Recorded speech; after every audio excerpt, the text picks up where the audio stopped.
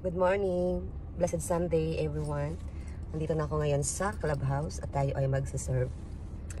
Ay, kailangan natin gumalaw kasi nga kailangan ko mag-serve dahil ito na lang yung aking hindi ko alam kung nakikita ako sa loob ng kotse. Titinan ako ni JJ.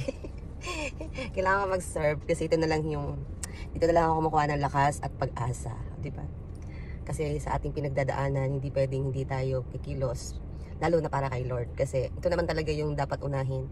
Kahit ano yung masamang pinagdadaanan natin, kahit anong sakit, anong lungkot, dapat unahin natin lagi si Lord. Kaya ito, kahit parang ayoko sana mag-serve, ayoko sana mag-serve. Alam mo yun, yung parang gusto ko lang humiga, nakamukmuk lang ako sa bahay, pero hindi talaga pwede kasi obligasyon natin to kay Lord. Meron tayong sinumpaan para kay Lord. At yun nga, lalo ako manghihina kapag nasa bahay lang ako. Kaya kailangan mag-serve tayo kasi saka Sunday, magsisimba naman talaga ako dahil hindi ako uma-absent pag Sunday. So yun lang, magpe-prepare na tayo kasi nga ako ang commentator for today. Actually, para akong nalalagnat. Siguro stress lang kasi dami kong iniisip. Ay, Diyos ko po.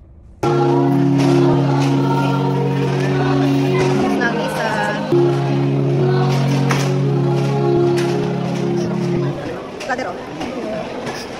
Tapos na ang isa. Tapos na nakapag-serve tayo for today. God bless you.